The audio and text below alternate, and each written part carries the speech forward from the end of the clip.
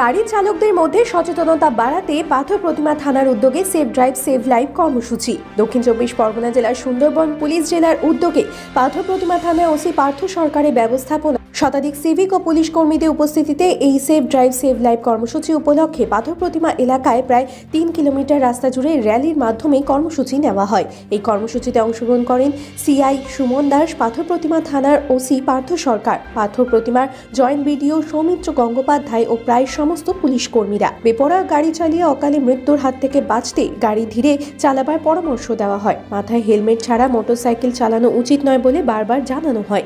পাথর প্রতিমা থানার এই উদ্যোগকে এলাকার মানুষ সাধুবাদ জানিয়েছেন। আর আপনারা সেই ছবি সরাসরি দেখছেন শুধুমাত্র বাস্তব নিউজের পর্দায়।